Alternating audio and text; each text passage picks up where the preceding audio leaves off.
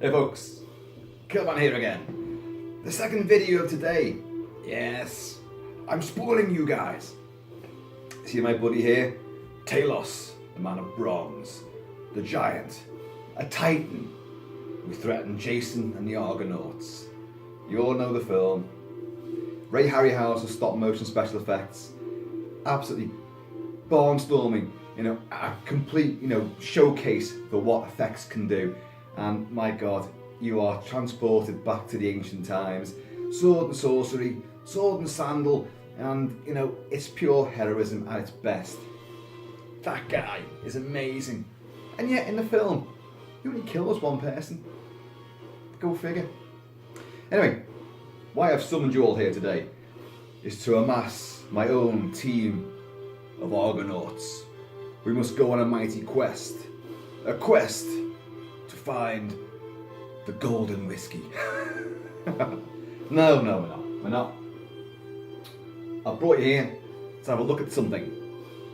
Yes, look at this baby here. Now, some of you from Facebook days will know I've done a video on this before, but hey, we've got a bit of a bigger audience now perhaps, and I can perhaps showcase it a little bit better. This is the commemorative sword of Jason and the Argonauts. I will show it to you in close-up. Now, quite a few of these were made, and different manufacturers. Factory X in particular did a great one, which was had a bronze sort of effect on all of this, of the hilt and the pommel, antique bronze. Because what this is a Greek xiphos sword.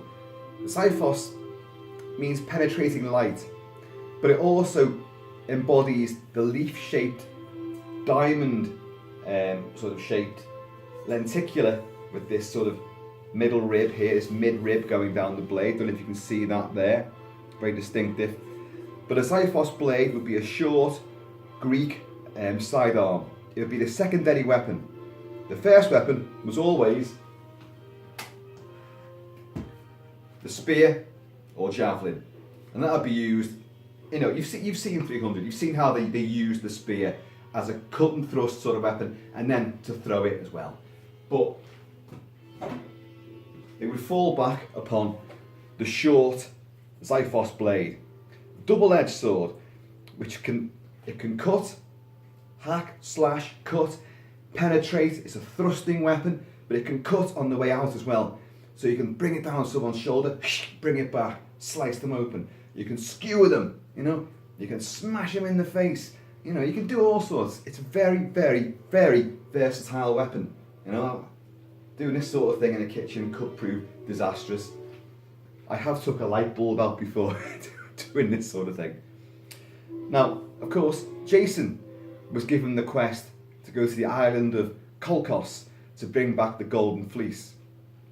Of course, on his way there, he meets many, many things, including Talos, the bronze giant. He meets Harpies, he meets Triton, the king of the sea. He meets, oh God, who else? The skeletons, the Hydra, betrayal on board his own ship, and a fight with skeletons. Come on now, it's awesome stuff. The film only really covered part of Jason's epic adventures, and they never really got around to doing any more Zeus challenges, and likes to play with him a little bit. But really, the whole thing was to do with the prophecy that Jason was going to kill King Peleus, I think it was. So, Jason is the son of Medea. Peleus challenges him to go and get the Golden Fleece, knowing this is a foolhardy suicide mission. So he's going to get him out of his hair. I need to brush up on some of my ancient Greek legends, but I think I'm right. So, what we're going to see here. So, in the film, they do not carry these swords. They do not. It's too ornate. This is a commemorative sword, so you don't see this thing in the film. But the idea behind it is beautiful, because what it does, he has to go to the island of Kolkos and find the Golden Fleece, which is sitting on top of a branch, guarded by the Hydra. So what you see here is, there's the branch, can you see that? And here's the Golden Fleece, the ram's head, draped across the branch. On the back, you have Jason's shield, which has the golden ram and the leather apron which would hang down, protecting his groin. And that is gorgeous. I love the fact that all the Argonauts had different shields with different emblems on them, but Jason's had, the Golden Fleece. Now, the top here, we have these heads. Don't know if you can see them too well. They denote the Hydra, the multi-headed Hydra. He had 7 heads, They can't fit them all on here. Somewhere involved in this is also the trident of Triton, the king of the sea. And in the film, he rises up and hails back these crashing rocks, which destroys another ship. And of course, Jason saves the girl from that, and because he's acting under the gods are helping him, foiling him and helping him in equal sort of measure, testing him constantly. Triton rises up and saves the day, sort of thing. Now that is meant to be in here somewhere, but I can't really work out what it is, whether it's meant to be this spiny bit here, or whether it's this kind of decoration down it. I genuinely don't know. I do not know, but I just know that it's beautiful. Now, as I say, it's a very ornate sort of, construction, and far too decorative for actual, use. But this sword has been designed with reenactments in mind, believe it or not. That's a high carbon steel blade. In reality, the swords of this particular period, this ancient period, would be cast in bronze or iron. Steel is forged. So this is steel, but it wouldn't have been steel in those days. Now, as well, to use a sword properly with any kind of functionality, so it's not going to snap or break on you the minute it has any kind of impact, it has to have a tang. And the tang is, that blade, in actual fact, should run the entire length of the hilt. The entire length.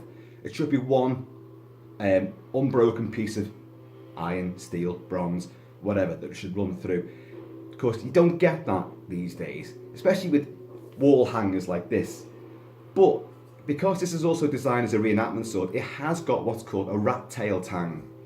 Now, a rat tail tang is attached to the blade and does run through, from the ricasso here, it will run through. Now, a rat tail, in theory, should run the length of this, but it would taper down. So if you imagine, that's the blade is the rat, that's the tail, and it would be spot welded on, usually. Now, that's not the best, obviously. A full tang would be the shape of the hilt. It run the full size, full length of the hilt, but it may taper out towards the outer edges here, But it would be one unbroken piece of steel, iron, or bronze, meaning that no matter how you wield this, that is one unbroken unit, and it's going to do a lot of damage. Its balance will be spot on. Now, the reason I'm going to take a view here. The reason why I'm impressed with this so much is because of the balance. That balance is beautiful. It really does feel like it's got some very solid stability and strength from the blade down to the hilt, leading me, and I haven't taken it apart, but leading me to suspect that that is a pretty good rat tail, because that balance really does feel tremendous. It's very wieldy, it's very versatile. You can swing this round all day. Now, and again, the reason why I suspect that it's got a good sort of rat tail on it is because, look at this blade, sandwiched awkwardly, it seems, between, the decorative design here. I mean, that does look, spindly. You've got a huge gap between it, which is why you can't use that. It's going to shatter. Well, it won't shatter. It's high carbon steel. It's not going to shatter. And that is held in very, very well. And the reason why I know it is the balance is spot on. This stuff weighs.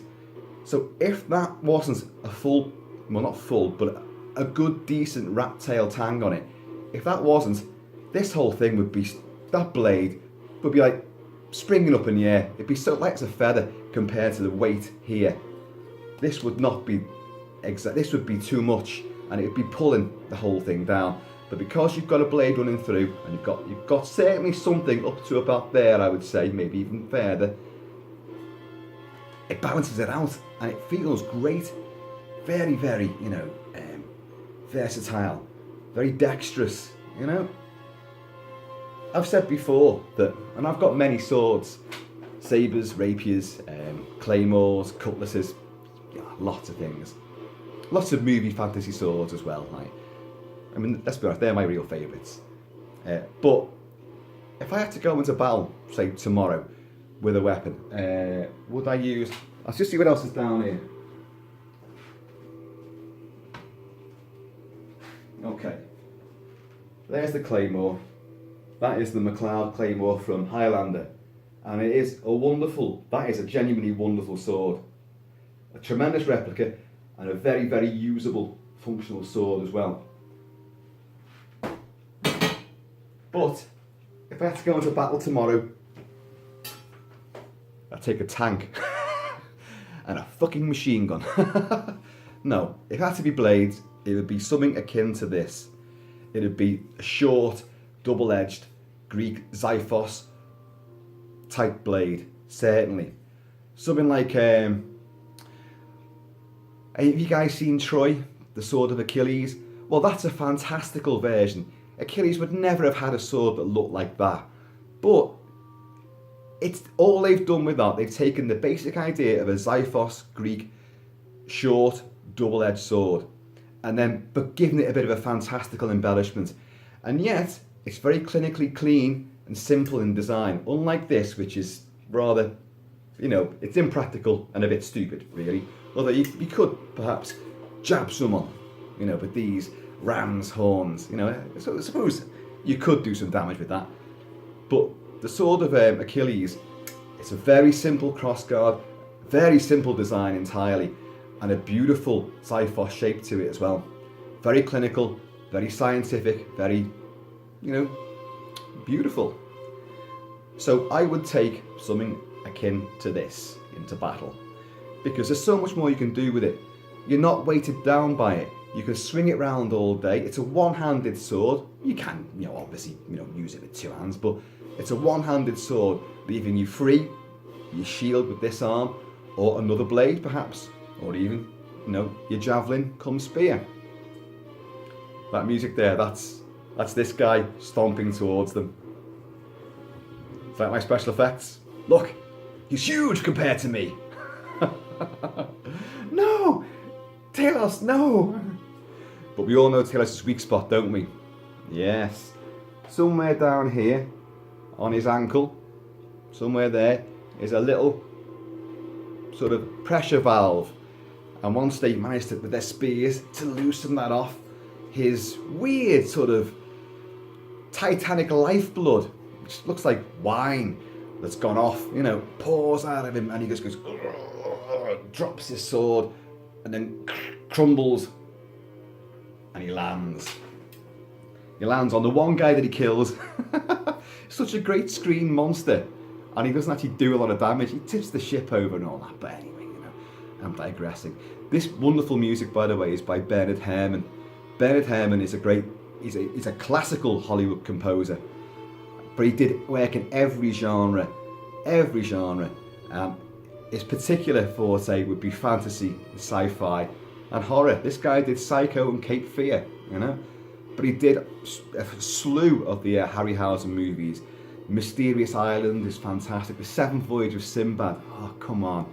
These things are just, they're monumental landmarks in cinematic history and real feats of the imagination. But yeah, so I love this sword. I think it's a beauty. As I say, there were various versions. This is a silver version. Now you would think, I suppose, with it being the Golden Fleece, that original one with the antique sort of bronze finish is the better one. Yeah, it probably is, but I can't get hold of that. I have this one, and I'm not complaining. I think it's absolutely gorgeous, and it's one of my go-to swords. When I'm playing about, when I'm being heroic, I think I'm Jason, and I'm battling stop-motion skeletons all around the house. Yeah, brilliant stuff. Tell you what, let's get on to the music from the skeletons. You all remember it because it's the Hydra's teeth, which the king of Kolkos sprinkles. Rise up, you dead slain of the Hydra. Rise up.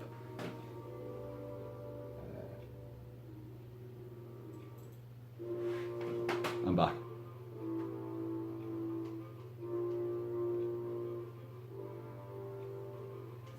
Right, Jason and just two of his men stay to fight the skeletons that rise up.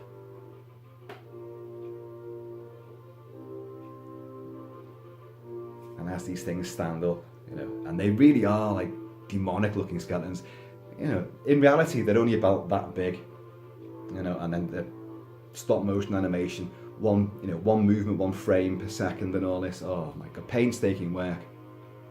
But you believe that these things rise up, and they've got swords and shields, and Jason is two Argonauts, you know, stand there. They flip, you know, the sheaths back so they can get the swords out in one movement in unison. And they backtrack a little bit, and then the skeletons charge, and it's just wonderful, wonderful stuff. Tremendously, you know, nail biting and suspenseful. And the skeletons scream as well when they go into battle. Kill, kill, kill them all! And the skeletons just go, it's awesome stuff. Did you hear how Bernard Herrmann uses percussion, xylophone, wood block to try and create the sense of, you know, bones? This is skeletons advancing on Jason. But yeah, there you go. Wonderful. Yeah. As I say, I'm ordering another sword in the next 2 days, and I'm going to show that one to you as well. And it's a sword that I'm surprised I never actually got hold of initially. But hey, you know, while it's still available, I'm picking it up. This is the actual fight with the skeletons. And of course, the two Argonauts who were Jason both get killed. Jason manages to sever heads and, you know, he puts a sword through the rib cage of one of these, and it falls to the floor like, it's just bone. It's just a fucking skeleton. How can that possibly hurt it? And then he takes a leap of faith off the edge of the cliff. But has the Golden Fleece. Mission accomplished. So folks, just wanted to show you that, see what you think. Also similar to the Roman gladius, which again was a double-edged, short fighting sword. But that's a better design, The xiphos blade. It is lovely, the bit catches the light, it's lovely, isn't it? Yeah. And you can see that middle rib running down here. You know, and some would say that the point of that is like a bit like a blood groove. So once you've punctured flesh, it's easier to bring the blade back out. Or it's just decorative. Makes it nice and streamlined and aerodynamic, I would say. Anyway, folks. So, the sword of Jason and the Argonauts. Yes. Until our next quest, chaps. Be safe out there. Please, you know, like, share and subscribe. Tell your friends to join our Celtic clan. Yes, I'm still bedecked in kilt. Yeah, Stuart Black. So folks, take it easy. Be healthy. Keep it Celtic. Keep it Celtic. And I'm going to see you all later. Right on, Talos.